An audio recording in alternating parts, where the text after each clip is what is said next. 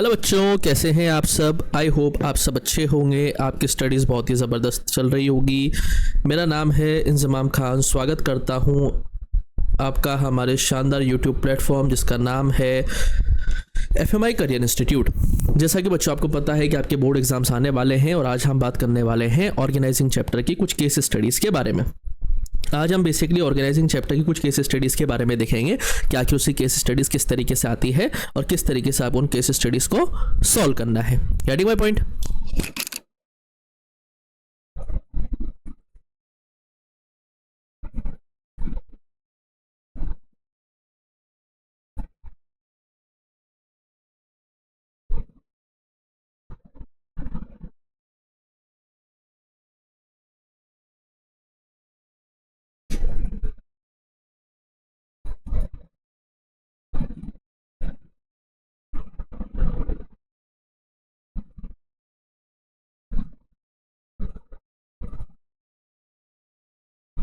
पहले case study हम देखेंगे सनराइज एप्लीकेशंस प्राइवेट लिमिटेड है जो मैन्युफैक्चर करता है किचन इक्विपमेंट को। रैपिड ग्रोथ होने की वजह से जो मैनेजिंग डायरेक्टर है मिस्टर वर्मा, उन्होंने असाइन किया वर्क डिपार्टमेंटल मैनेजर को, जैसे प्रोडक्शन मैनेजर और फाइनेंस मैनेजर्स। हाउएवर उन्होंने सिर्फ रिस्पॉन्सिबिलिटी जो दी थी वो पूरी इनफ अथॉरिटी के साथ नहीं दी डिसीजंस लेने की, जिससे क्या हुआ मैनेजर्स को बाद में मिस्टर वर्मा के लिए स्मॉल अप्रूवल्स के लिए अप्रोच करना पड़ता था, जिससे प्रोडक्शन में डिले होने लगा। स्लो रिस्पॉन्स हुआ कस्टमर्स को, फ्रस्ट्रेशन क्रिएट हुई अमंग एम्प्लॉइज में। कंपनी ने लेटर रिव्यू किया कि ऑर्गेनाइजेशनल जो स्ट्रक्चर है उसे डिसाइड करना पड़ेगा कि अथॉरिटी को क्लियरली डिफाइन किया जाए, रिस्पॉन्सिबिलिटी को भी और अकाउंटेबिलिटी को भी फॉर ईच मैनेजर। तो आगे देखते हैं सवाल कैसे बनते हैं। Identify the management concept discuss in this case.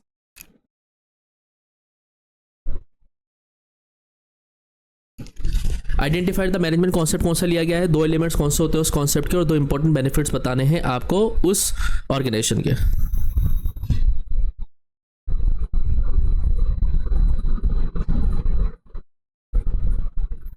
चलिए कौन सा कॉन्सेप्ट लिया गया बेटा, डेलीगेशन ऑफ अथॉरिटी, यानी कि अथॉरिटी को डेलीगेट यहाँ पर किया गया। एलिमेंट जो थे डेलीगेशन के अथॉरिटी होता है, यानी कि सुपीरियर को ऑर्डर्स दिया जाए और डिसीजंस भी ले सके, और रिस्पॉन्सिबिलिटी ताकि वो परफॉर्म टास्क को कर सके, और अकाउंटेबिलिटी रिस्पॉन्सिबिलिटी भी उसकी रहे। इंपॉर्टेंस क्या होती है डेलीगेशन की कि टॉप मैनेजमेंट का वर्कलोड जो होता है वो रिड्यूस हो जाता है, मैनेजरल टैलेंट डेवलप होता है, इंप्रूव होती है एफिशिएंसी और क्विक मैनेजमेंट डिसीजन हो पाता है, और फैसिलिटेट होती है ग्रोथ ऑफ द ऑर्गेनाइजेशन की। समझ गए।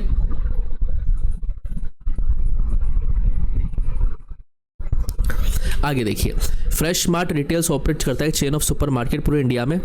Major decision pricing promotional offers के जो है इन्वेंट्री ऑर्डर्स के वो हेड ऑफिस के जरिए लिए जाते हैं। कंपनी जैसे से एक्सपेंड कर रही है, स्टोर मैनेजर जो स्टार्ट कर रहे हैं फेसिंग प्रॉब्लम्स को क्योंकि उनको रेस्पॉन्ड नहीं मिल रहा है लोकल कस्टमर की प्रेफरेंस के साथ से, मैनेजर ने डिसाइड किया कि वो स्टोर मैनेजर्स को अलाउ करें ताकि वो सर्टेन डिसीजंस ले सकें इंडिपेंडेंटली।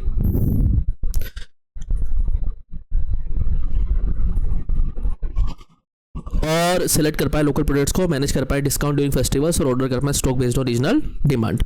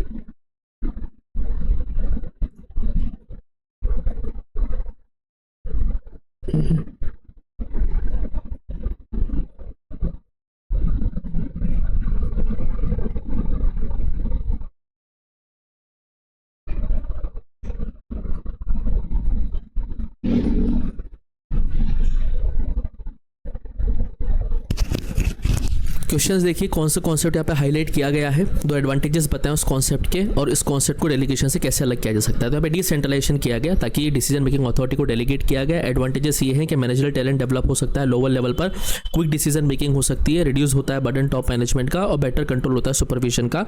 और difference between delegation and decentralisation, क्या डिफरेंस होता है डेलीगेशन और डिसेंट्रलाइजेशन के बीच में, तो इसको अब हम आगे देख लेते हैं।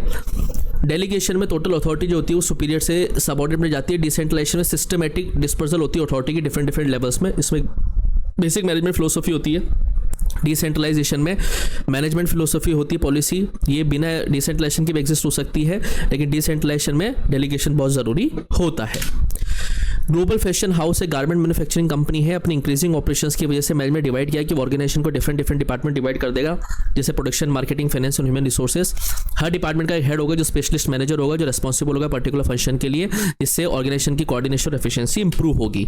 कौन सा ऑर्गेनाइजेशनल कॉन्सेप्ट था, दो एडवांटेजेस बताने हैं और कौन सा टाइप ऑफ ऑर्गेनाइजेशनल स्ट्रक्चर यहाँ पे यूज किया गया है। तो कॉन्सेप्ट था डिपार्टमेंटलाइजेशन का, प्रमोट करता है स्पेशलाइजेशन को, एफिशिएंसी को इंप्रूव करता है, वर्क परफॉर्मेंस की बेटर कोऑर्डिनेशन को हेल्प करता है और सिंप्लीफाई करता है ट्रेनिंग और सुपरविजन को। यहाँ पे कौन सा type of organisational structure use किया गया है बच्चों, फंक्शनल स्ट्रक्चर यूज किया गया है। इस तरह के कुछ क्वेश्चंस आपको एग्जाम में देखने को मिलेंगे और भी क्वेश्चंस हमने इस क्लास में डिस्कस करेंगे। तब तक के लिए आप लोग पढ़ते रहें, मस्त रहें। Thank you, bye bye.